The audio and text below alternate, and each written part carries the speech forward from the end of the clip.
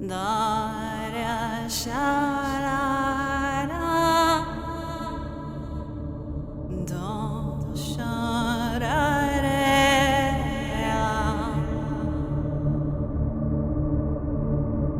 no.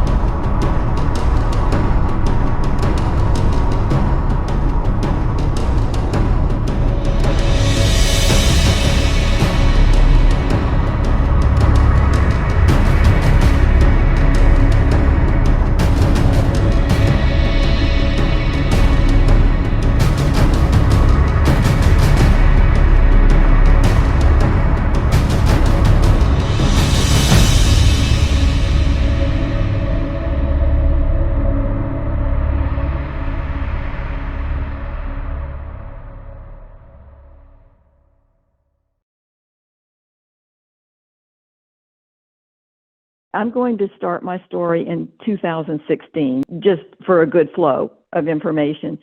In 2016, I read tarot cards. I did a lot of readings on Hillary Clinton, all of which looked horrible. I would not allow myself to do readings on Donald Trump because I didn't want to know ahead of time if it looked good for him and he might win. So I would console myself by thinking, well, maybe if I did the cards on him, they would look even worse. Maybe she's going to win anyway. The message was just really clear that things were not going her way. The night before the 2016 election, a deep heaviness came over my whole body. And I knew that he was going to win the next day. So that started my journey with trying to find psychics who I felt were good and accurate and were picking up that Trump was going to lose in 2020. I remember, like everybody else that saw the 2016 election, just disbelief.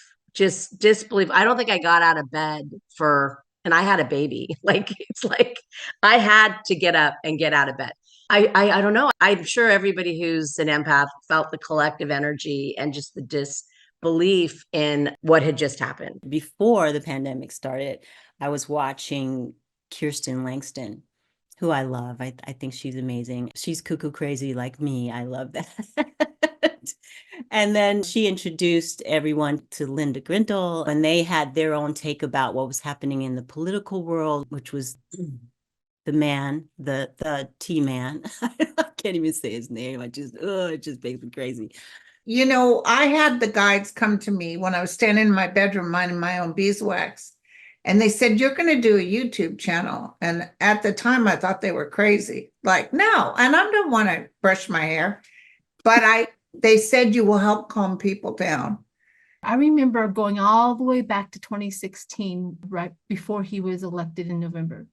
It was announced that Donald Trump was running for president. I was in my bedroom and in my master bath, and I'm looking in the mirror and I'm putting on makeup, and I heard that, and I'm like, oh crap, Trump is going to be president.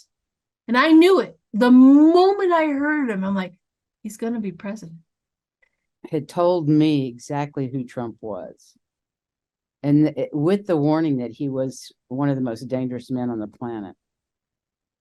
But they said that it was his mission to uncover the dirt by being the dirt. He projects everything that he is. Oh, you got to listen to him talking. It's kind of hilarious to watch. But I was told that was his mission here. I think for me, it started just slightly before 2020. I was very upset with I suppose you could call it the Christian community in America, getting behind Trump in such a big way and calling him, at the time, they called him like he was King Cyrus, that he was some sort of manifestation of King Cyrus, which in the Bible is the guy who delivers the Jews from Babylon. And I had been very upset about that analogy. I felt like they basically hijacked Jesus onto the Trump train. And this was personally very upsetting with me because I have a really deep relationship in my own spiritual life with Jesus. It was disturbing. It had really rattled my cage, so to speak. I'd have to go back to 2019. I had visited my brother, and I had mentioned in prayer one night that I was really upset about this, to the Lord. And he said to me, "Oh, don't worry. It's not Cyrus. It's more like Nebuchadnezzar." I would get a sickening feeling about situations. So remember the time when he stood in front of the church, and an empty church at that, and he looked at the Bible and he made sure that it was upside down, and he did this? I knew that he was evoking something. I knew that was a message. It's time to go. It's a go time. I knew that. Those were a few of the things. I just knew that was a message. What we are now starting to label American Christian nationalism, that's a very appropriate label because it's separating itself from the tribe of Christianity and becoming an identity of nationalism, which America has always stood for something different to that. Separated itself from the kings, from these nationalistic ideologies and way in our history. And here we were again falling back into that. That's a scary concept. There's a real reason for separation of church and state. And what was happening in the Trump era was those walls were trying to be eroded. They still are in that process of trying to say, no, we have to have a Christian nationalistic, this is barbarism. It's barbaric to think like this. The whole time was going on, it became incredibly apparent that this was not normal. This is not the way things are supposed to be done. Something weird, unusual, and cruel was starting to bubble up. As soon as Trump came in, it was just something totally different. My feelings and my spidey senses started to kick up my cackles. You know what I mean? Like there's something really, really wrong. He was actually refusing to go. And then I saw the Secret Service and somebody else, maybe the CIA or FBI, saying, "Sir, if you don't leave, we're going to have to pull you out." Yeah. Which means it'll get caught on camera, you being ripped out of the White House. So that's when he agreed. But if it was up to him, he'd have sat there and refused to go. It's again, let's become more separate. We're going to be on our little island and we're going to put a flag up and say, our island's better than yours. America, to me, as a foreigner who's become an American, who's an immigrant, and who's raised my children here, represented the opposite of that. It represented the melting pot. It represented where everybody could actually become themselves. It's that light on the hill. It's that possibility of making your own individual dreams come true. And it doesn't mean you lose your identity. It just means you share your identity with all the others and you appreciate and respect the other identity.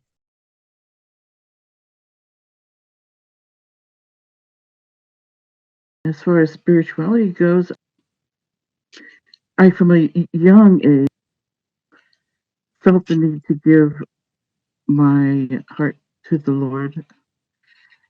And it's like one of my earliest memories. I did it because the person that was leading the junior church, or whatever it was called at the time, we do bad things, so to speak. It wasn't really like I felt condemned so much, but I just felt like, oh man, I need this because I'm kind of impulsive, or so I have a pretty fundamental Christian background. I was raised Christian, and we went to a Pentecostal church, and I didn't really have any big problems with it, but I just remember feeling as a teenager like some of these things I really don't understand, and I don't feel like I fit in here with church and the youth Bible group. and stuff that I was part of. I just felt like I couldn't put my finger on it, but it felt like it just really wasn't me and it really wasn't for me. I was born Catholic, and like George Carlin used to say, I was Catholic until I reached the age of reason. No, seriously though, I lived in Spain as a young kid during the Franco years, very Catholic, very authoritarian, patriarchal society with very rigid beliefs. I was raised Catholic, but was always psychic and paying attention. Always actually had a devotion to the Divine Mother, even as a child. The first thing is that I dissociate myself from religion.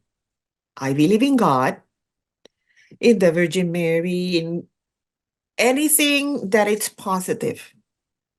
But I do not want a religion to tell me how to believe. I often say I served 17 years hard time in Catholic schools, kindergarten through college, right? No one is more indoctrinated than I.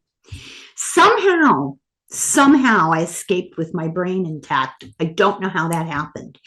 I've always been a contrarian. I think the best thing my mother and my father did was put me in parochial school because I saw everything, how it is.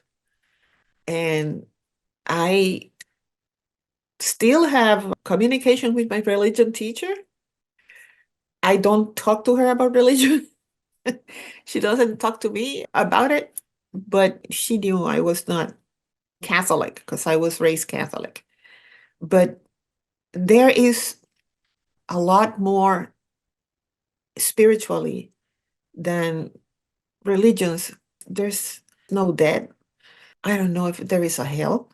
I think we're living in it because we have to learn in this world. We are here to learn, period. I'm not a big believer, obviously, in things like heaven and hell and all that stuff. You know, you're raised as a Catholic. They hold that like a cudgel. But it took a long time ago, I let go of that sort of basic fear, but it had nothing to really replace it. And then I went through a dark period where I really was like an aggressively atheistic person. And I used to get really mad at people who tried to convince me otherwise. And now I've kind of come to peace with it. I feel like it'll be okay. And whatever it is, it'll be all right. And you know, I'm much more sanguine about it than I used to be. My mantra has been all my life learning. The nuns thought that I was mentally impaired because I was always a contrarian. I got suspended once in school because I called one of them a remnant of the Inquisition. So I was not able to keep my mouth shut. Now I am more in tune with who I am, and I am able to help people, and I am able to speak. As a Puerto Rican, Puerto Ricans don't speak. When you come here, you learn how to defend yourself. You know what I mean? When something is wrong, we just shut up. Here, I can speak. I can say whatever I want. I was raised Catholic, okay? And I bought into all that stuff. Of course, I believe in God, but I don't like to use that word now because it conjures up the white man with the beard. Okay, like Santa Claus, I could see you when you're good, I could see you when you're bad, that kind of thing. And plus all the dogma. Most of that is what I see is bullshit. I was brought up Catholic, and I remember being in kindergarten or first grade, and the Catholic religion has changed a lot. When I was little, there was a purgatory. When you die, you go to purgatory, you stay there for some length of time, and then you go to heaven. So I remember when I was in like the first grade, I just want to know, why do the babies who die when they're born, why do they go to purgatory? Why don't they just go to heaven? Well, because you can't just go to heaven. But the baby didn't do anything wrong. The baby didn't do anything wrong. I just don't understand. Okay, Sharon. She didn't want to answer my question because for me, even though I was like 6, it didn't make sense to me. Like if God is God, why would he, why would he not just take the baby back? You know, that's how I feel. So that made me question the religion when I was at 6. I'm also interested in the lost psychic heritage we have of goddess cultures and how that influences women as a loss. I'm aware of patriarchy in the field, and I try to educate my clients as best I can of how that influences them when they're not aware, because it can really cause a paradigm shift. I also didn't like in the Mass that I noticed it's very patriarchal still. Women are not allowed to be priests. And I'm thinking, well, why? I mean, women by and large tend to be more attuned anyway. They tend to be more connected to the essence of religion, but it's always the priest followed by, in this case now, they had more of a role than in my youth. In my youth, they had zero role. They could be nuns, but you didn't see them anywhere in the church. Now they're part of the mass service and everything, but still, in my opinion, it needs to grow further toward more equality to make the religion be part of the times and be more modern. So then when I got older, I tried chanting. I remember I went to another church, and just so happened that particular day they were talking about the Catholic Church. And the preacher was just putting the Catholic Church down. And I was like, well, I don't understand, if your church is so much better, why would you put another one down? I just was turned off by that. And, you know, still seeking to find what really fit with me. So I got to the point where I really didn't feel structural religions were my thing. Because I could not put my faith in another man or woman, for that matter, because they're just like I am. And I can't put them up there because they can make mistakes just like I do. So then I naturally, by the time I was 11, 12, I was living in North America. I drifted away from that in my teenage years. And then it was early 20s when I learned to meditate.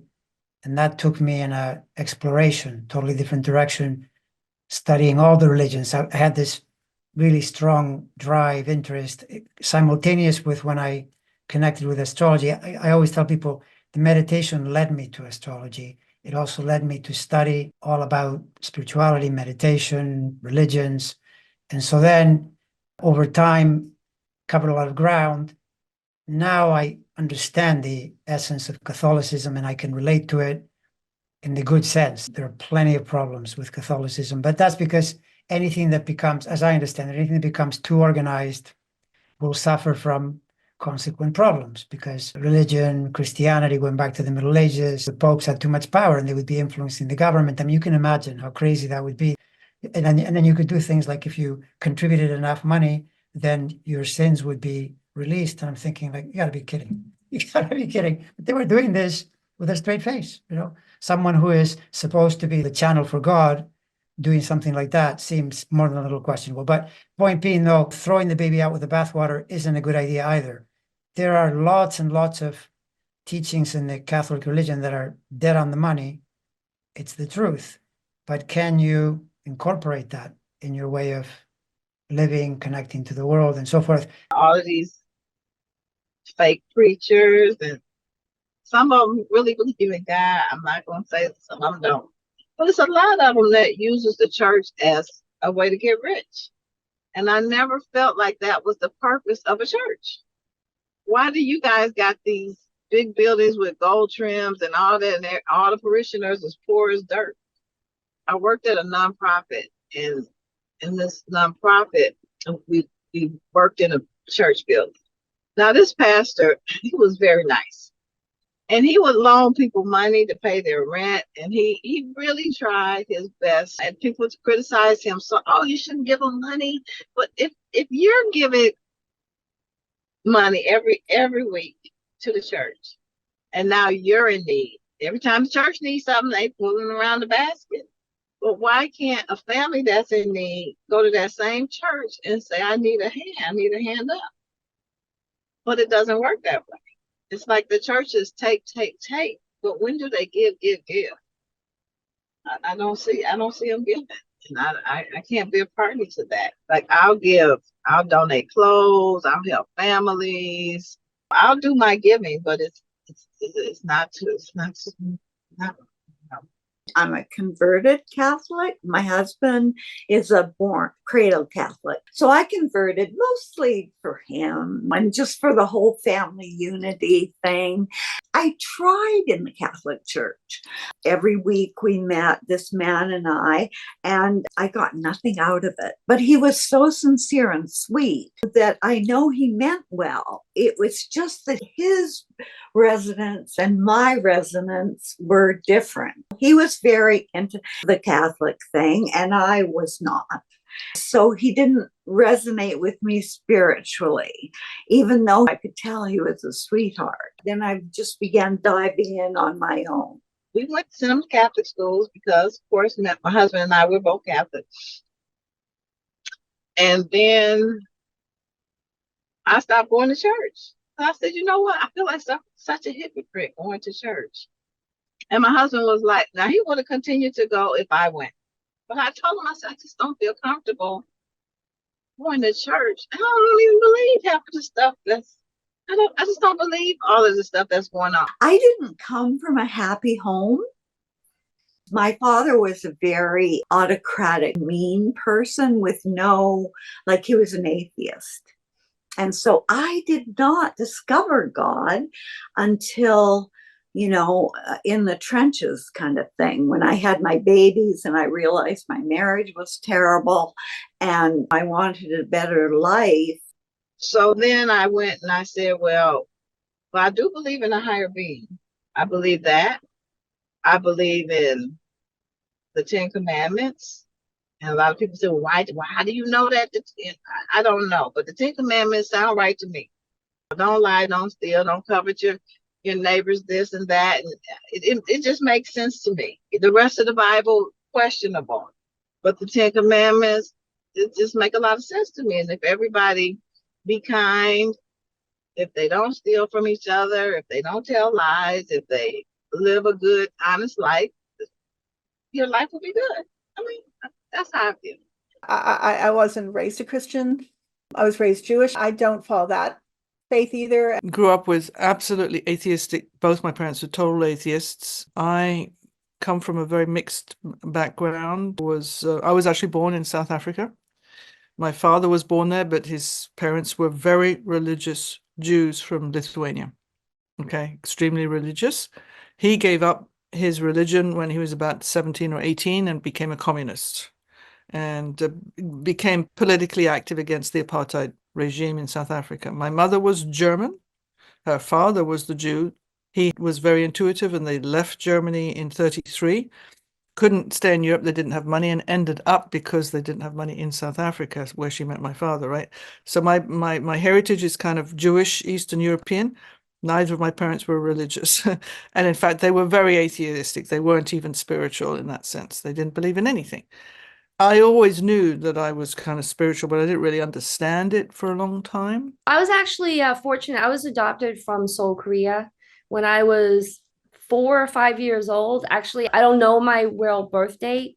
I was lucky I was not in an orphanage for that long. So I wasn't institutionalized since I was an infant. The family that I got adopted into in the Boston area, we didn't go to church. So let's say I got adopted at 5. They ended up getting divorced when I was 10, and they ended up leaving home when I was 15. I am not into organized religion. I do not believe in the Bible and of the deities. I believe in energy and the universe and spirit, meaning our ancestors who helped. When I left home, I lived with a girlfriend and her family. They were gracious enough to let me live with them for about a year. And they were actually born again Christians, very different than they talked a lot about God and the devil, but it didn't scare me. It was different, but I was just grateful to be out of the house, to be honest with you. I was always interested in all kinds of things like shamanism and stuff like that. I have a BA in fine art. I did my thesis about where shamanism and art meet. So that was my focus. And then I came to the States and I lived in Southern California, Los Angeles in the 1990s, and I got very involved in Native American kind of stuff. And I found a way of tapping into earth spirituality, which really suited me. I think the one people, I guess, have got religion if you call it that, or a spiritual belief, correct, is the natives. The native ideology and all that, that's what I'm attracted to the most. I believe in a lot of what they believe in, and I also join in ceremonies that I can join into because I'm not native. I'm kind of like eclectic, I guess. I love spirituality. I love Buddhism. I love nature spirituality, Native American spirituality, Celtic spirituality. I would say I'm a cross between a Buddhist and a Native American spiritual person. I love both of those, and they kind of work together. They do represent, for me, eternal wisdom in the many ways and forms that wisdom is shared. After my husband died, I moved to Arizona. Fresh start, fresh place. Didn't know anybody. When I had been there a couple of years, I used to buy my cigarettes over on the reservation. They had a little cigarette store because it was cheaper. And so I was friends with the guys that ran the place of the tribe, and nice young men. And I went in one day to go get cigarettes, and they're like, oh, we got a new calendar we're giving to our special customers. So he gave me a calendar, a wall calendar. And I was like, well, how much do you want for it? And he said, no, it's a gift. It's for you. I said, oh, well, thank you. And all the artwork in the calendar was local native artists who painted or drew or took pictures of whatever. And that's what the pictures for each calendar month was. I got the calendar at home, and while I'm flipping through it, looking at all the pictures, one picture literally felt like it reached out and grabbed me by the throat. And I very clearly, very loudly heard, we're your guides. I didn't know what that meant. I didn't know who that meant. I had no clue. My mother took that picture and had it mounted and framed. It's in a huge frame. It's over on the wall. I see it every morning when I get up. It's the last thing I see before I go to bed. And those are my guides. Every time I look at it, I feel that connection. Now, I don't know if that's the little bit of Cherokee that's in me that makes that connection or what. And of course, I'd already started doing Tai Chi, and I just kept doing other Chinese internal arts, they're called. That's one of the beauty of the Chinese system, is it's connecting heaven and earth. It's not just heaven, it's not just earth, it's both. I think growing up, we followed whatever our parents, mother, father followed. And at that time, my mother was very much into Sai Baba. He is one of the gurus, so to speak, spiritual gurus from India. And he was alive in the late 1800s. And so we used to go to the Sai Baba temple every Thursday growing up, and I'd sit there for hours on end on the concrete floor and crossed our legs and just listen to the chanting and the prayers and what have you, not understanding anything, obviously, but had to do it because mom said so. But as I grew a little older, I started reading the books that he had published on life, the teachings of Sai Baba, the life and teachings of Shirdi Sai Baba. And so I read those books, and what I gathered from it was just being kind. Be kind to other people. So that was sort of what I got from the spirituality from growing up at that time. Was he taught us to be kind, to help, to curb the ego, and all of his stories revolved around that. And so that shaped me into the young adult that I became, and the reason I probably went into the nursing profession. So that was my introduction into spirituality. I dabbled, if you like, with it's called Dzogchen. It's a particular, it's not even really considered Buddhism actually, but Tibetan Buddhism, with a teacher after my mother died in 2009, and got very interested in the chanting. And then also there's a kind of yoga that goes with this particular teacher who's passed away now about 4 years ago, who was very famous. He was probably, if not second, third behind the Dalai Lama in terms of being known as a Tibetan Buddhist teacher worldwide. I don't really identify so much as Christian anymore. I still appreciate the teachings of Jesus. I just don't vibe with the whole organized religion. I actually spent a few years studying Buddhism and being very interested in that. And now I don't feel like I check any sort of religious boxes. I kind of just float somewhere in between. But I do lean more towards Buddhism as I get older. Two teachers of mine learned of my situation and they offered me to live with them through the next 7 years. And so I would go to church with them. It was mostly major holidays and so forth, but I was just kind of willing to go with the flow, with whatever. Because of everything that I've been through, just being very independent, resilient, I did not think of anything of a source or a higher thing. The religious thing, some people refer to it as like politics in the sky. I felt like it was a lot of hypocrisy. Where we are now is Harmony Spiritual Center, and I think of it more as a teaching center, teaching new thought principles and having classes and worship and that sort of thing. It's certainly not traditional. Well, I think I was on the quest for this many years. I mean, partially because my father died when I was so young. So for me, I investigated a lot of religions and spiritual paths before this period of time. So for me, it always evolves to some degree, but it usually evolves to be less and less rigid and more open to the mystery and kind of going, I don't really know exactly what all this stuff is. Everything is God. We're all one. And there are tools that if we become aware, we can use them in directing energy and that sort of thing. I do think that there's many paths to the top of the mountain. So you could say God, you could say source. A lot of the way I try to teach yoga and introduce it, because I think sometimes the whole yoga industry, they get very woo-woo-ish kind of, and I think it just freaks people out. So I like to make things very approachable and more down to earth and try to make it more relatable. Lately, I've been saying it's just really your intuition. You know what I mean? Because it's not inside your container. Where does that intuition come from? You know, your higher self or universal love or source or whatnot. Yeah. And where we are, we believe in the universal spirit, God, whatever makes people comfortable. And we do believe in Christ. We also believe in Buddha, Muhammad, and all the great spiritual teachers. We're not limited. We're more open-minded and thinking.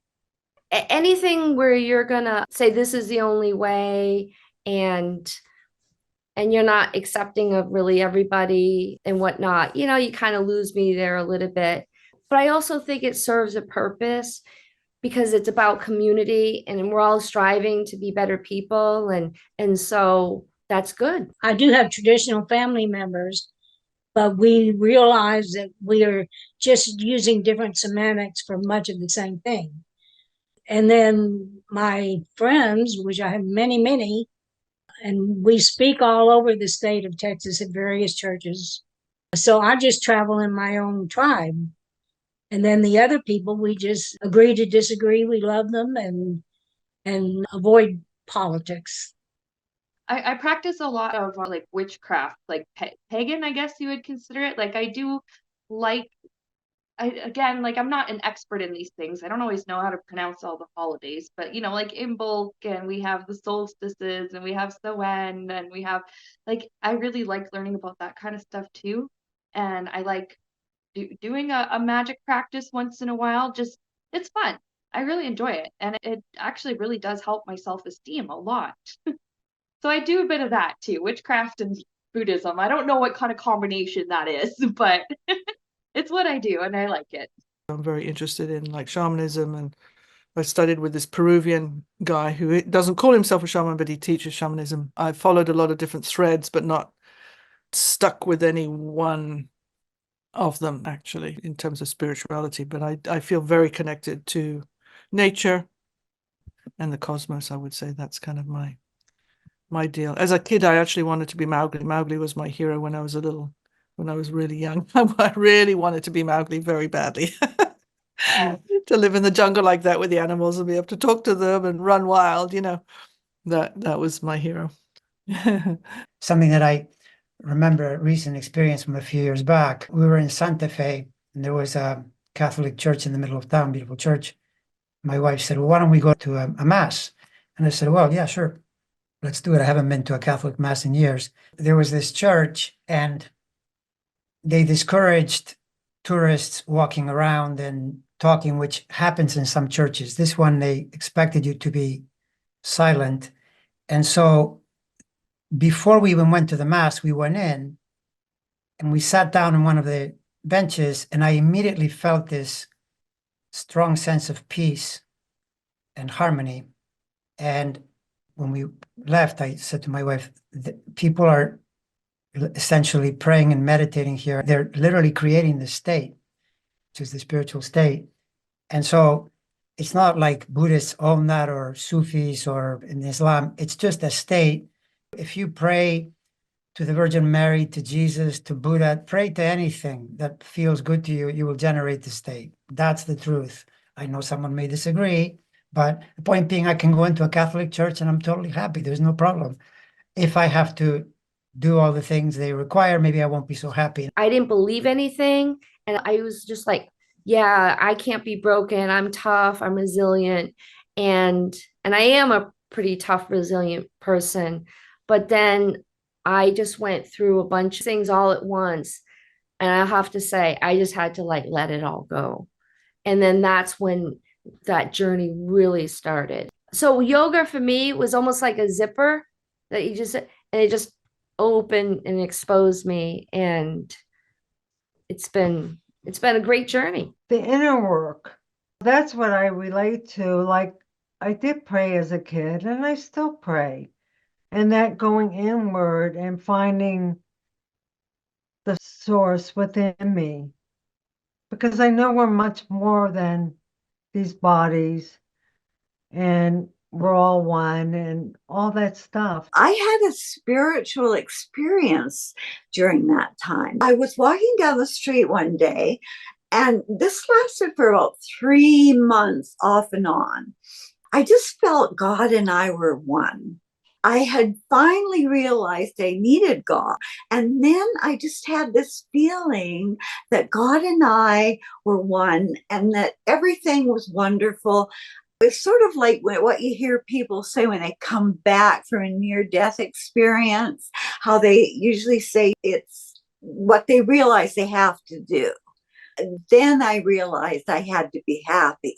I had to be like God showed me. I began exploring things. I was always interested in like psychic type things, and watched a lot on TV and everything. I'd always been interested in spiritual stuff, and I started studying it, and I got some astrology programs and was playing around with it. And it's funny when you do something, doors start opening.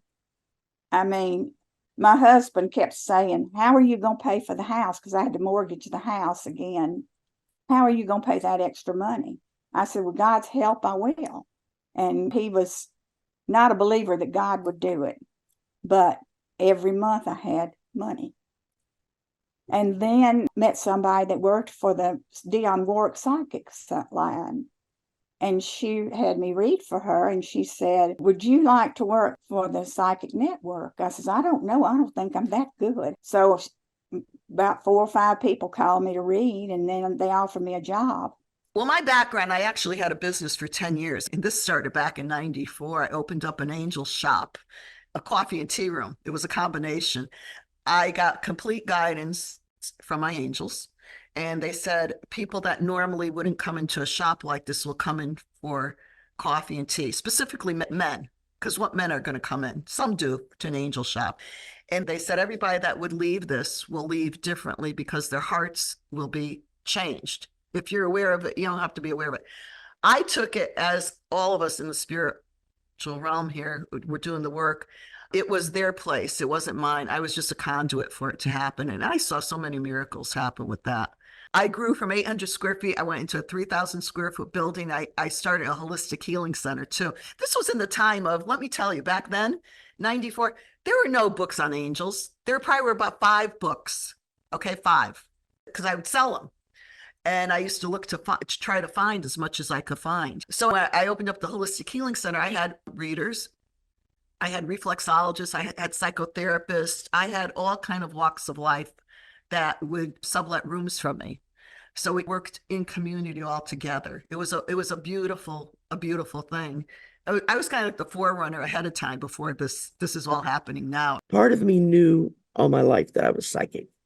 All the women in my family are. We all have what was called the gift, right? I don't think any one of us had the same gift. It was a little different for everybody. My mother would get visions of people just before they died, of how they were going to die. And she hated it, absolutely hated it. My grandmother just knew things. My mom's mother. She would literally be like, go get the phone. Aunt so-and-so's calling. Phone's not ringing, and you're going, a few minutes later, the phone would ring, and that's who would be on the phone. Or she would suddenly start straightening up. Well, so-and-so is going to be here in about a half an hour. And that person would show up. We're talking back in the 60s and 70s. There was no caller ID. There was no call forwarding. There was no call waiting. There was no answering machines. I mean, you picked up the phone and talked, or you didn't. You ignored it. You didn't know who was calling you or what was going on. Different aunts and whatnot, they've all had different variations of some form of psychic ability. So I'm a lucid dreamer. I was 5. I dreamt in color, which I guess was surprising to many people. And I would remember all my dreams, and I would remember information about the dreams. But I was young, so I couldn't tell you what was going on at that time. But I would dream constantly. I had a stronger imagination as a child than now, of course, because unfortunately, life. I'm a hardcore scientist, and I'm not supposed to do certain things that has something to do with esoteric things. When I was young, I was already very gifted in picking up energies and dowsing. I could do that. And the interesting thing was I could take somebody's hand and we go over a place where actually certain things were happening and they felt it.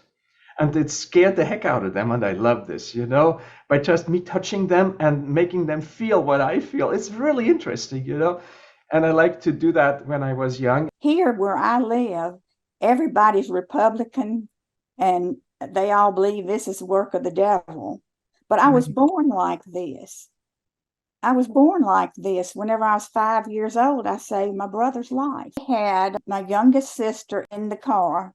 She was probably 15 months old. And me and my 2 brothers, there was 2.5 years between me and the next brother. Me and my 2 brothers were in the back seat. My daddy was driving lickety-split down the road. And all of a sudden I got hysterical. I said, Billy fell out of the car. Billy fell out of the car. So he stopped and he looked around, and he's a military chief. He looked around and just said, girl, whenever you get to the house, I'm going to give you a whipping.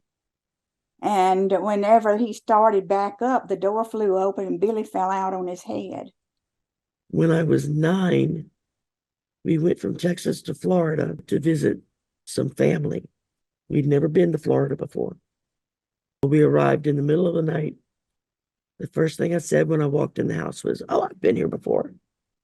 And everybody's like, no, you've never been here. And I'm like, oh, yeah, this room is here, and this room is here, and this room is here. And this is what's in each room. I described the entire house. I had no way of knowing that. I was 9 years old. And I remember my mother just looked at me and said, oh, you got the gift. And that's all she said. Not another word was ever spoken about it. No explanations about it. I didn't know what she meant by it, so I just kind of ignored it. I was 9. I was highly intuitive, but I didn't realize that until later. I'm sure people will say this all the time, but people would just tell me their problems. Like they would just come and confide and tell me their deepest, darkest secrets. It was very strange.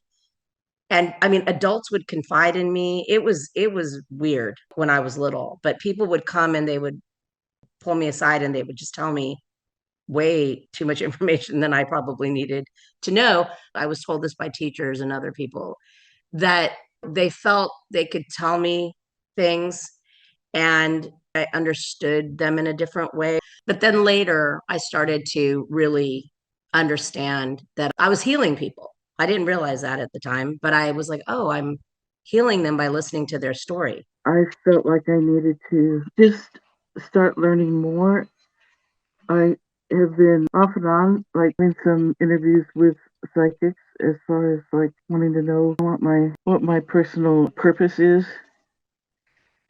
My cousin had a niece, and she was doing some psychic readings. She actually contacted me. I didn't know about hers, but she contacted me because she got a reading from my dad after he had passed away.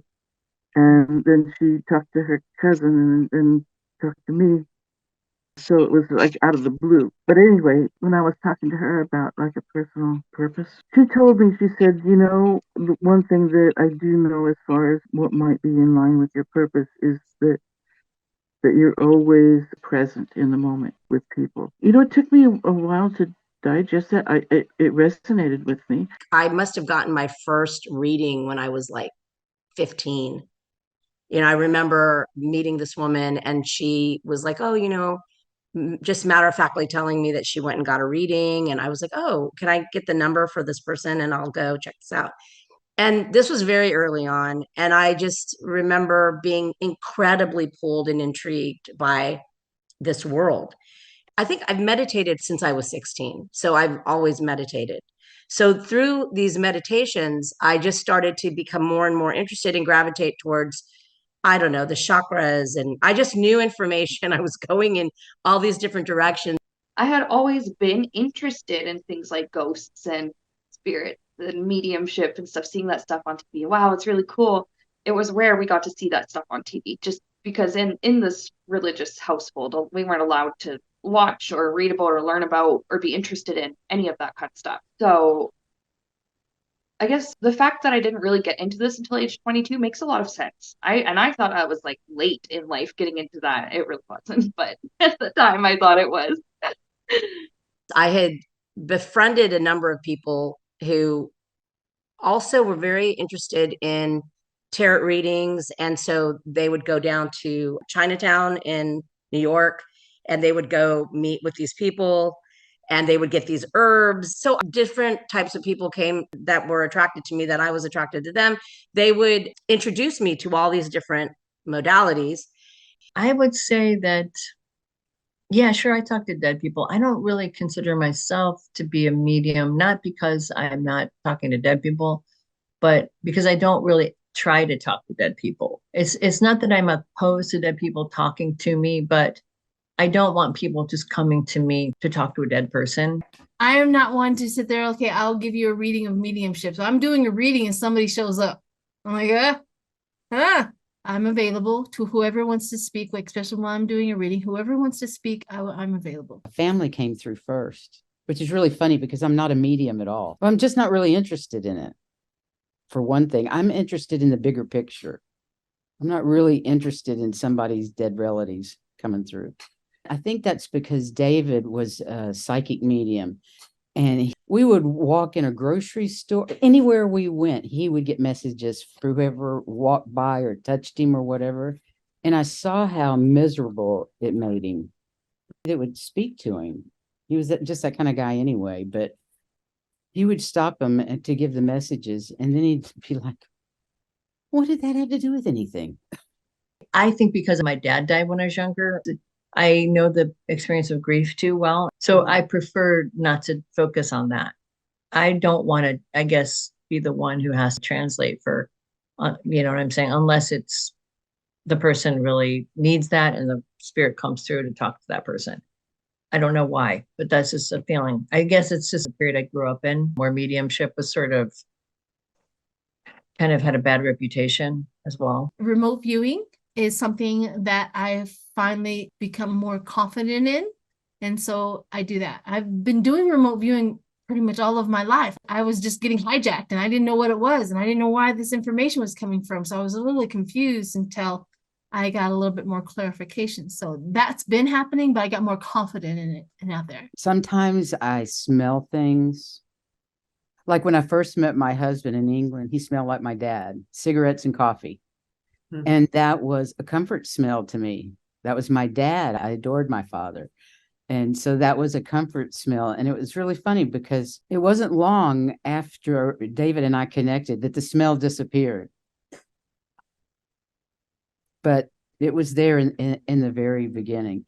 Reading the tarot cards intuitively has been second nature to me for quite some time. The first time I ever touched a tarot deck, before I even put the card down, know what it was, I already knew what the card meant and what was going on, no matter what the picture was. The pictures are just a tool to evoke even more intuitive knowledge out of me. When I was 12, I discovered I could astro travel. I could lay down in bed and float out of my body and like hang out on the ceiling and watch myself laying on the bed. I would never leave the room. I was terrified I would get lost. That if I left, I would get lost, and then what would happen to my body? But about 16 or so, I quit allowing myself to do that. And I've not ever been able to do it again since. And I've tried in the last couple of years, it doesn't work. So I don't know, maybe it'll come back. I also am a palm reader for quite some time, and I like going up to people, sometimes like older people, and I'm like, can I just see your hands? I just wanted to see their journey on their hands. So I see that as a palm reader. And so I would start working with the pendulum, and I started getting information. I would work on my friends. I started to pick up information. I was getting like a lot of hits as I was working on people. I would be able to know at what ages they had trauma, depending on what I was touching in the body and so on and so forth. So then I started to take this to a different level, and I explored acupuncture and all these other different, reflexology, acupuncture. I was really very comfortable with my pendulum. So I started to you're reminding me of all the crazy things that I would do. Then I started picking up crystals and just pulling from all these different places. I've always loved metaphysics. I had my astrology chart done when I was 23 or something, 24. And that was it. I was hooked on astrology.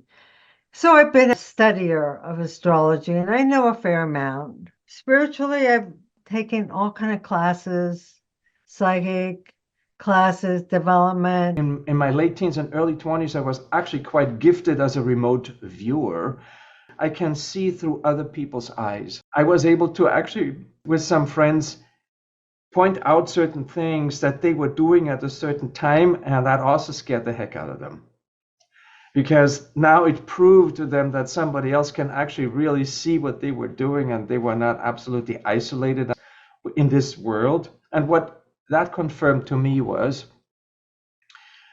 it is not what science says. And the materialistic world is much more complicated, much more interesting, and there's much more out than what we actually know in the current physics and all of that. I had not gotten so deep into quantum physics at that time that I couldn't understand it so well. Now I understand it a little better, and I actually know what may be going on there and why we are connected, because we are really tapping into something that is non-local. And the local experience of the regular physics that we have is just a part of this. But non-locality is really what we're all interconnected with. And that is something that I was able to experience myself. Well, a couple things is definitely I'm an empath, and I have been since I was a child. And that's a good thing to understand. I didn't really understand it till I was maybe in my 40s about how much I actually take into my field. Sometimes when I've had an event happen and then I wasn't able to access my emotions, like one time my dog got bit at dog care, and when I went to pick him up, he was injured and I couldn't feel anything. And I was like, oh, you know what? I'm frozen right now. I have to do a little bit of work to clear my field. So I pay attention to things like that. The other thing that I can do is energy work. I'm very capable of producing healing effects in other people and helping them to stay in their own bubble of protective energy. Because there's a lot of stuff out there that can penetrate into people. And a lot of sensitive people have an issue with being influenced by energies that they don't know what they are. And if we create these energy fields around ourselves and around other people, it helps dramatically. And I've done this several times very successfully. I lived in St. Louis for a little bit of time. from 2002 to 2006, but the city wasn't really so well suited for me, and I had to get out of there. And by 2006, I had to sell my house, and there was this house selling crisis. Nobody could sell any house and whatever. And I erected an energy column in the house, and I instructed it to make people see only the good things in my house.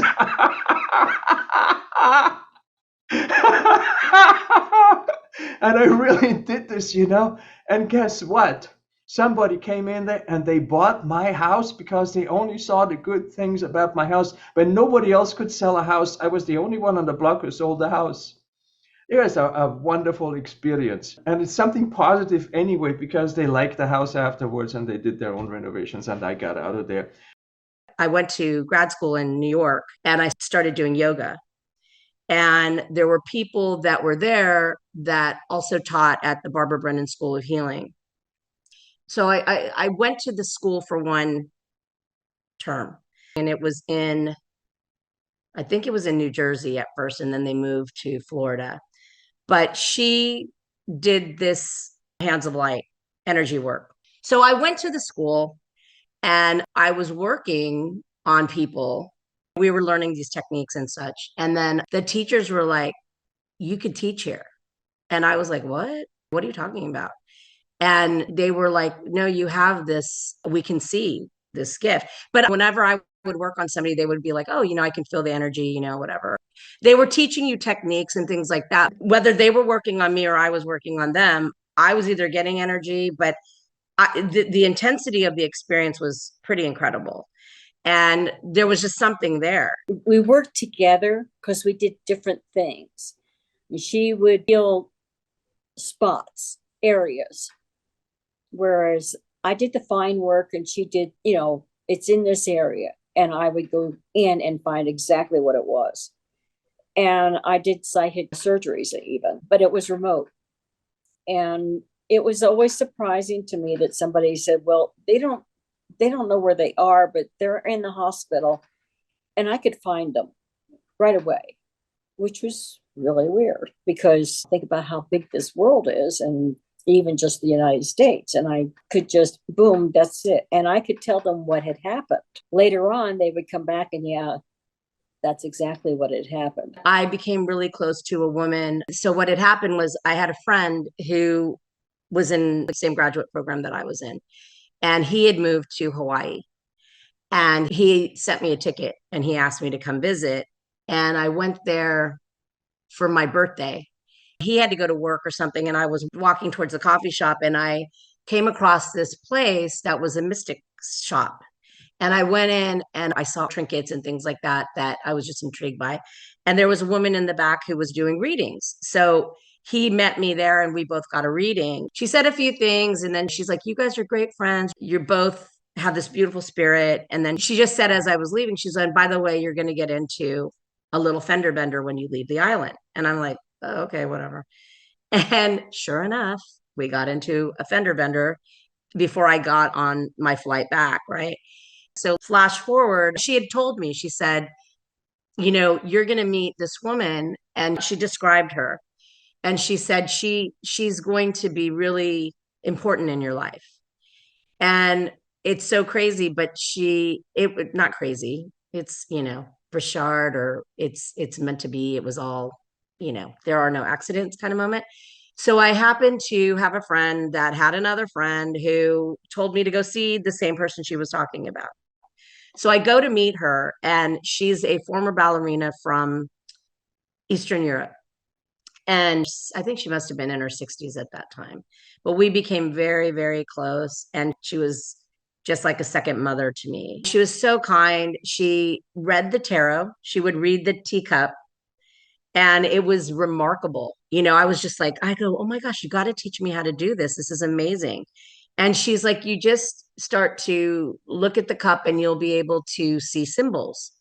And so she was just fascinating. So she had said to me, you don't need to go to these schools. You don't need to learn all this. You already have this information inside of you. And she gave me this Ram Dass book on fear. And she just said, you don't need any of this. You have everything you need within you. And I was like, okay. I must have been 30. And I was like, she keeps telling me all these things, what exactly do I have within me? What is it that she's talking about? We were friends for so many years, and then I never saw her again. So I knew her for a long time.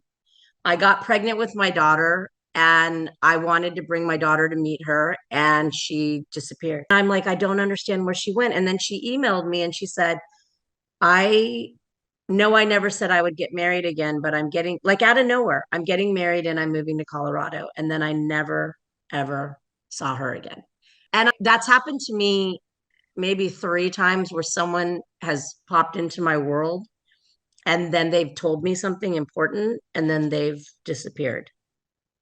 But I think of her, I've never asked any questions about her, which is odd, but I always feel like, again, she was a guide on the physical plane to get me from point A to point B.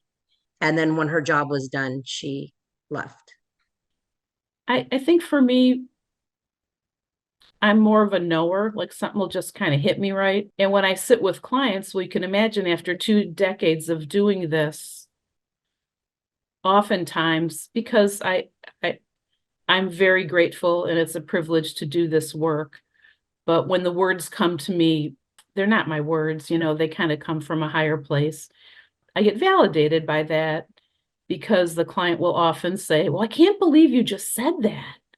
Or I can't believe you used that phrase, or I was just thinking about that.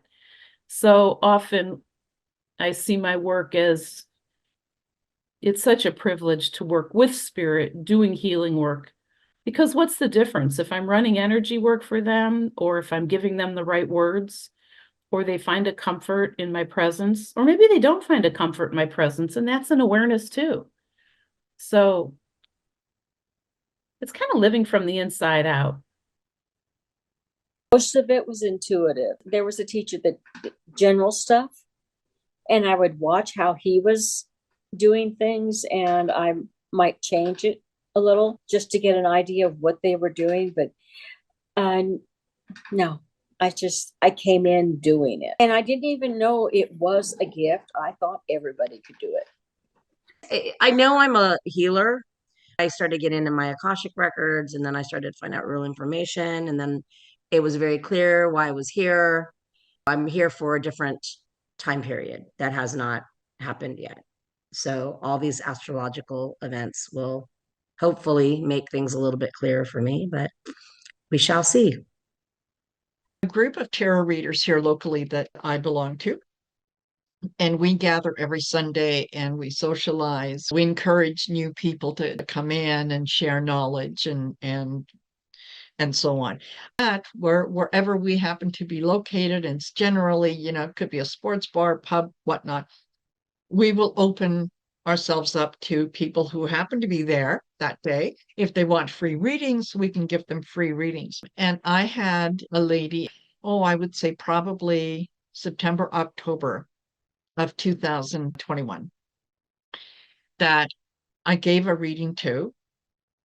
And with her as well, it was like there was a connection. Anyway, she is a QHHT practitioner.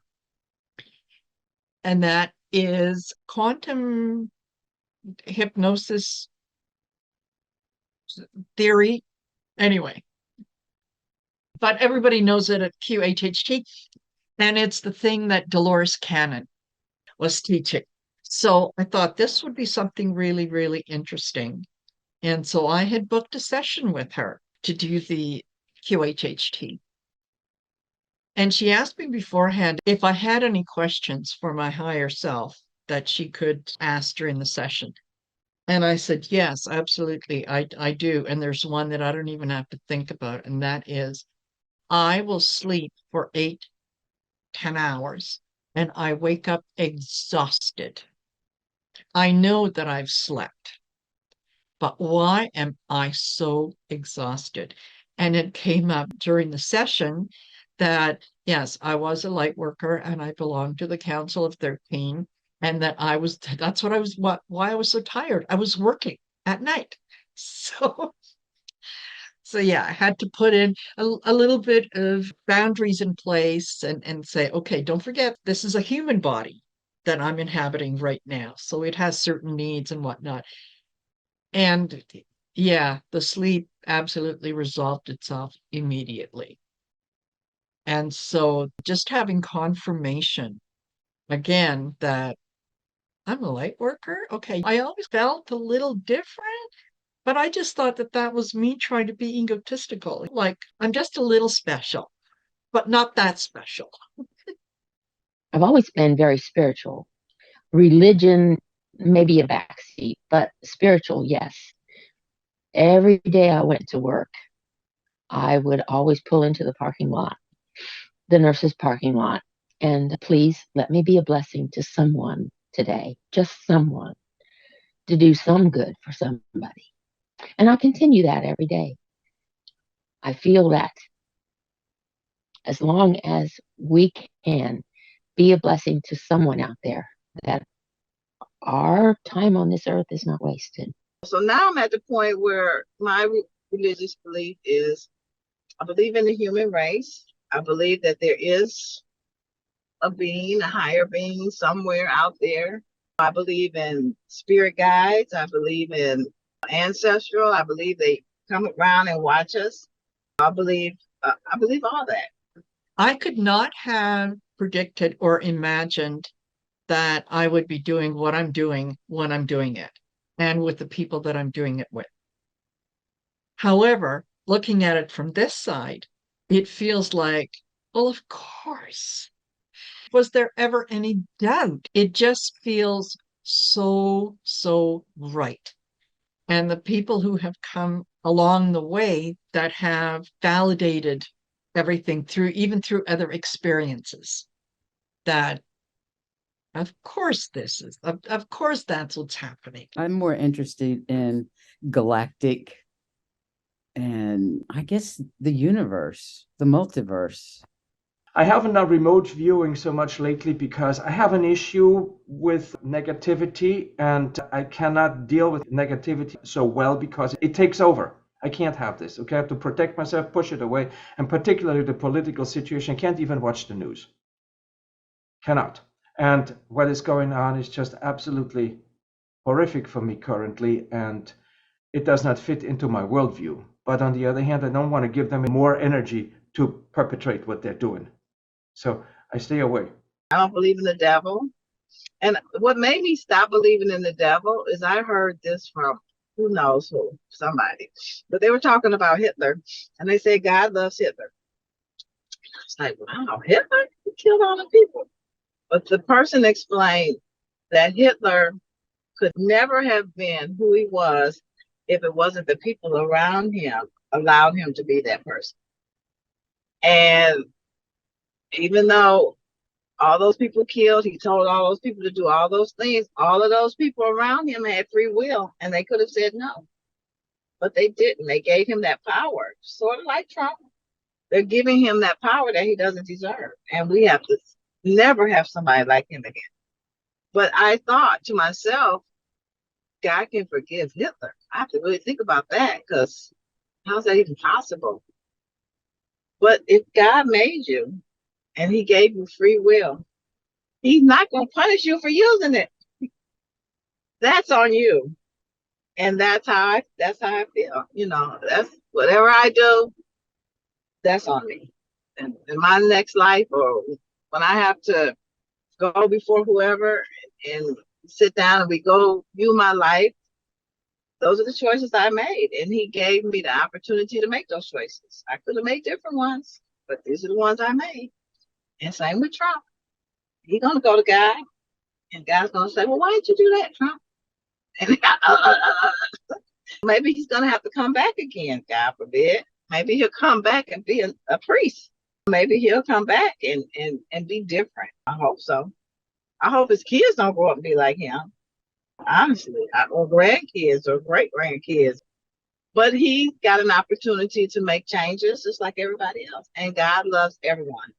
He doesn't pick and choose who he loves and who he doesn't. So I said, okay, I have to think higher.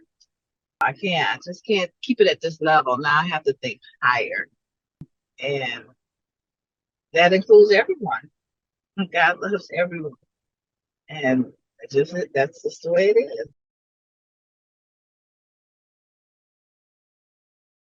I got a strange thing. It was probably about 6 months before or 5 months before, something like that. And I kept getting these messages that there were going to be a lot of people leaving the earth and people leaving in groups, things like that. Kind of odd. But it didn't feel scary to me. And my guides never scare me. They never give ominous messages, but it felt very important and very like it was the whole world. I kept getting that it was going to be kind of shifting us, helping us to shift and think differently and things like that. But I got repeated messages like that. And I did one full video about it where I talked about this shift. My guides kept telling me about that we were going to be going through this, and to help that along and to help us to move into that, there was going to be a lot of people leaving the earth, and it was all part of this. That was what I kept getting. It was only when it happened that I was like, oh, this is what they were talking about. Minding my own beeswax again. And all of a sudden, my guide said there's going to be a really bad virus coming out. And I saw mess. I saw everybody. So I said it on the show. And then went on my way, not realizing the profound effect it would have on this nation. And in fact, someone told me, Linda, you prophesied this virus coming. And I said, what? Yeah, look at July, I don't know, it was 2018 or 2017. But you said a very bad virus was coming in. I had actually written something in 2008 on my blog that I forgot about, and that somebody brought it up to me when COVID started, that I had written in a totally random post, not related to anything. And this nifty post, somebody was asking me to do like a market analysis, like astrologically, of the nifty stock market. And I happened to look forward in my ephemeris to 2019, 2020. And I saw the stellium in Capricorn that was happening. And I wrote this piece about how there's going to be this horrible natural disaster that was going to happen in 2019, 2020, that was going to shut down the world economy and was going to cause all this suffering. And I didn't really think about it again after that. So when COVID started in 2020, 2019, it wasn't until I heard about it in February or January, February, that I started getting a feeling that something bad was going to happen with it. I didn't remember until someone pointed out to me that I had actually specified that time period as being a period when this thing was going to happen. There's a guy named Schwartz, and he is someone who does scientific experiments with people who are mediums. And he had 4 set questions, and he was just going to talk to different mediums and then see if we were answering in similar fashion. And one of the questions, he said, I want you to go to the future. And I said, I keep seeing people with masks. I see people with masks, and it's weird because the mom doesn't have to wear one, but the child does have to wear them. And I feel like something terrible has happened, almost like a chemical warfare weapon and stuff. So what I see is, I tell you this too, it wasn't accurate. I mean, it wasn't 100% accurate, but the masks were accurate. It was very vivid. Right. And so I didn't know what I was seeing. I thought I was seeing 50 years in the future. It's interesting because I used to hold circles every week for people. It was just to come together and as one for 1 hour. I kept it to 1 hour. I facilitate it. And I would get these messages, and one of them, and I was talking to my friends about it. I said, oh my God, this was 20 years ago. And I said, the masks are going to be coming off people. They're going to be seen for who they are. I'm getting chills now. It's true because I'm getting chills on it. I said to everybody, my other spiritual boys, I said, oh my God, that was 20 years ago. You know, when you're saying it, as you know, as readers, everything, timelines, you can't give times because you don't know. And I, of course, in my pea brain, I'm thinking, oh, that's going to be in a couple of years. And I'm talking politically, religiously, everything, personally, everything. Masks are going to come off. It's 20 years later now. And now it's starting to happen. We're seeing the crumbling around everything. I definitely did not see like that huge of a change. What I did know was that there was going to be like kind of a mass spiritual awakening, but I thought it was going to be individuals going through their own thing all at the same time because we have different things that trigger our spiritual awakening. I did not expect it to be that, and I did not expect it to be the whole entire world. I did not know it was going to be that big. Living in an active adult community in Southern California in a condo. My husband and I were among the youngest people there, and he was still working. I worked at home. I'm a retired spiritualist minister, and I do healings and spiritual work. Christmas Eve 2019, I was at Ralph's grocery store, and all of a sudden, pushing my little cart because we were having guests over for Christmas Day, and I needed a few last minute things in order to get ready for dinner. And as I was pushing my cart down the store, all of a sudden the whole store got dark. And I just stopped because it was the weirdest thing to happen to me. And I said, okay. And I said, what are you trying to tell me? And my guides all of a sudden came through very loud and they said, there is something coming. There is something coming that is going to break the supply chain. And it may be difficult to get food. It may be difficult to get cleaning supplies. And they said, we want you to be prepared. So I said, oh, okay. I went on my way and then the lights came back on and I went on my way and it was a time out of time. And even for me, because I'm used to working with the divine, it was extraordinary. It was an extraordinary experience. So what we did the next day is I went running because my BFF is in her 90s. I went running. Well, I've got to gather up food, right? I've got to gather up food so I can feed everybody in the supply chain. So my husband was pushing this cart and said, what are you doing? I said, we've got to get ready for this. We've got to prepare. So I started sticking food away and I didn't know. I would have asked. Now, if that happens again, I will ask more questions, but I didn't ask any questions. I just started getting ready and preparing. And I told a few friends that something was coming. I wasn't sure what it was. I was doing readings out of the Emerald Muse, which is on York Street in Stratford. I was getting maybe 1 or 2 readings a week from there. So I'd just go down. It was just a hobby. It was fun. And when the pandemic hit, first off, it was as we were coming into the year of the rat. And I remember as we're coming into the year of the rat because I kind of look into what happens with the Chinese New Year's. And all I could get was a vision of, and I think this might be from Bullwinkle, I'm not sure, but like these cartoon rats had sharp steel teeth going like this. And that was all I could get.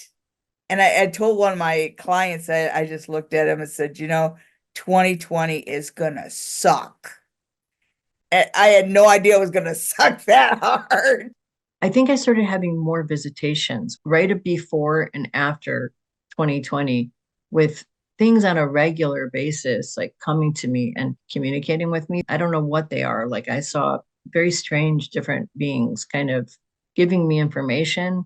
And that started happening really as COVID started getting going. It seemed like it got more exaggerated during that period of time and maybe right before it started as well. But it took me a while to figure out what a lot of these things mean. And I was just writing about this because I'm doing this Substack thing. And I was writing about these strange experiences that have happened sort of throughout my life, but it seemed like they've escalated with contact with interdimensional beings, I guess you'd call them, where it feels like right around, probably around the year that Trump started, or maybe the year before, I started having a lot of escalation with just random, just weird encounters with things I don't even know what they are.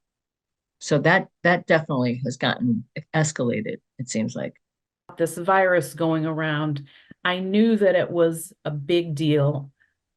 I wouldn't have used the word pandemic at the time, but I knew that it was potent and that there was something that wasn't being said. I could just sense that was like this secret that was starting to hit the surface that hadn't been named yet. And it felt powerful and it felt big and it felt real. That day in the classroom when I heard about what was happening in Kirkland, I really intuitively felt like this was going to be something that was going to be like the 1919 flu. That this wasn't going to be something that was just I don't know if you remember when Ebola came out during the Obama administration, and all of us kind of went, oh my God. And he got it contained and he took care of it. And actually, one of the guys survived. He had it and he survived. I didn't feel that way. And I think part of the reason I didn't intuitively was because I think I was just going through a crisis of confidence. And so this only added to it. So I think yeah, that's what I felt. I do get psychic visions. I am a psychic reader. And I was in a big office building of 90 offices. And there's usually two to four people in each office. I was one of the only single people in my office building. And I started my channel a couple years before the pandemic. Thank goodness. But I was the first person to pack up and leave the building. There are lawyers, title companies, insurance agents, accountants, naturopathic physicians in this office building. And they were like, the psychic has abandoned the building. What does that mean? So it was really funny. They told me, what do you mean she left? She left. She's going to do all her work from home. She doesn't want to be here. She's concerned. And so that was the funniest thing that happened. To have known that, I would have had to have been a bit like a namesake of mine, this French astrologer, Andre Barbeau, who in 2011 said there's going to be a pandemic in 2020. He was studying that kind of astrology, world astrology, mundane astrology. He probably wouldn't have been as skillful or doing personal counseling, or maybe he wouldn't enjoy it as much, or maybe he was. I don't know. That part I can't really speak to. But point being, this guy was researching prior cycles. Basically, he saw a Jupiter, Pluto, Saturn conjunction, and he backtracked it. He saw that in prior pandemics. He went back to Justinian times and he kept seeing this thing showing up. So he said, this is going to happen. And sure enough, it happened. So in that sense, it took me by surprise, but now I know, and hopefully I'll never see another pandemic again. We as readers have to go through stuff too. We have to honor our human experience that we're having here. We can't just be, our heads in the clouds and just be like, we're not here having experiences. We have to grow and learn too. I feel like sometimes my guides, I can tell when they're kind of like, okay, this is big, but we're not going to give you too much information. It always kind of feels like they're holding back. But then I also know that, okay, it's something I have to experience too. It's something I have to go through too. But I think there's a misconception sometimes that it's just like someone just talking in your ear and you can have a conversation and talk, it's not like that. It's very subtle and it's in pieces. There are some things we're not supposed to know beforehand. And it is sometimes on the reader to decide this isn't supposed to be known yet. And there's a couple of times where I have deleted a video because I'm like, it's not helpful. It's just causing people to panic. And you do the best you can.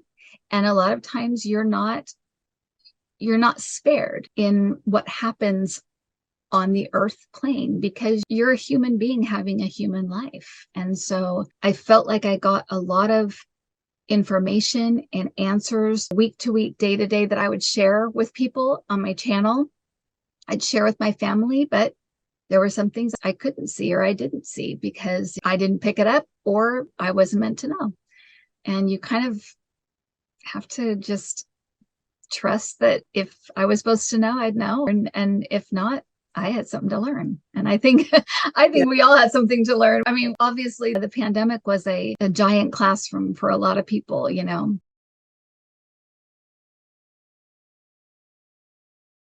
We retired, we continue to support the new minister at our church. And so it's just routine things. We have 7 children. So it was just just a busy life. I was kind of in a forced retirement. I was on disability, and then I was kind of retired. I had knee surgeries and replacements and stuff like that. So my life had been radically changing prior to 2020. It was kind of a lead up, I guess, if you want to say to that. I am a paraplegic in a power wheelchair, and it's like a progressive thing that kept getting worse. So I was forced to retire against my will in October of 2019. I was facing an uncertain future as it was anyway, because I didn't know what I was going to do financially. I felt like I had no purpose. Recently retired the year before, and I had just moved back into my family's home, which I bought the house from my parents' estate when they passed away. So that's one of the major things that was happening at that time, coming back into my family home. I'm 78, my husband's 83. And just before COVID, we would go out for dinner and for lunch every day of the week, except for the weekends. Sometimes then we'd stay home.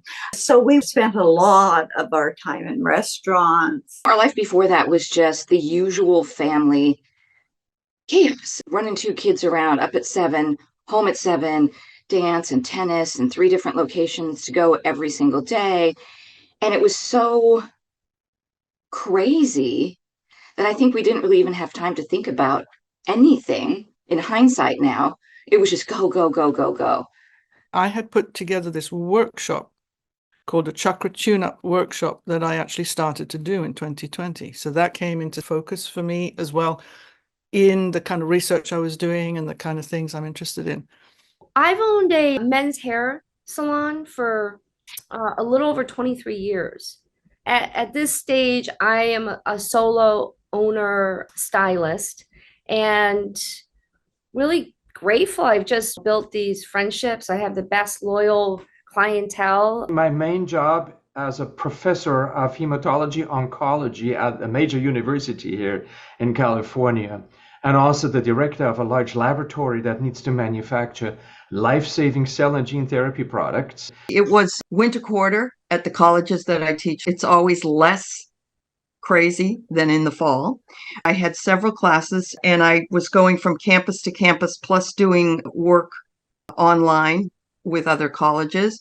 And I was sort of in the flow, but I was traveling a lot because I was working probably about 30 minutes south, and then I would drive back up and work in another. And I just bought my house in this area.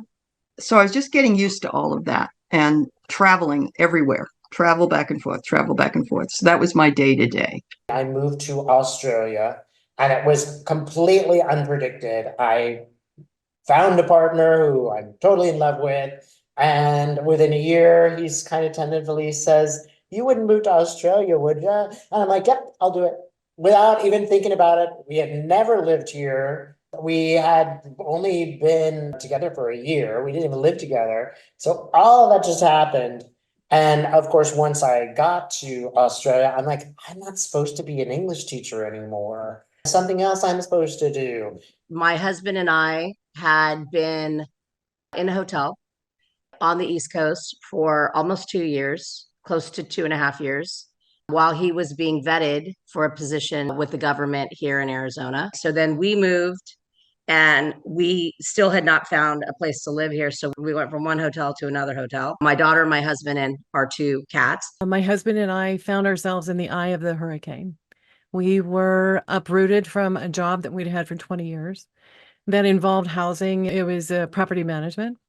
So not only were we unemployed, but we were also homeless and without a plan.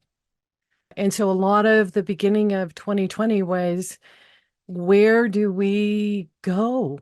My YouTube channel had grown quite a bit. It was getting really busy. I was getting lots of clients every week. And I had actually, a few months towards the end of 2019, I would say October 2019, I went down to part-time at my regular job that I had then, because I was just so busy with the clients and with running this channel and trying to make a business out of it. And 2020 came. I had a funny feeling that it was time to quit my job. This would have been about January. I had written my resignation. I gave them 4 weeks because of the kind of job that I do. We need to have a certain amount of people every day, right? So you got to make sure they can find someone. So I quit my job. I started this new business. I ended a relationship that I had been in for 3 years at that point and started another one. And that sounds like bing, bang, boom. Like it was a lot of things happening this year, but there was a lot of build up leading to those things. But early 2020 is just when everything happened all at once. And then I got my 200-hour yoga teacher training in 2019. And in January 1st of 2020, I opened my studio. I do it really part-time because I have my hair thing too. Working really more one-on-one, because I found the majority of people really aren't comfortable learning in a big room with a lot of strangers. And understandably, we feel self-conscious and then we're hard on ourselves anyways, like, am I doing it right? Or I don't want to hurt myself, or what do people think? Or, oh, I'm not that flexible. And you just get into that space. So my goal was just to kind of plant a seed, get them a little more confident, and then they could join a classroom setting or do a YouTube video or stuff like that. So that was really the purpose of my studio. I had been a preschool teacher for 15 years, and a couple of years before I had left, so I was working mainly online. That was the same for me. That didn't change. What changed mostly was in my family. My mom at the time, she's since passed, but at that time she was diagnosed with Parkinson's.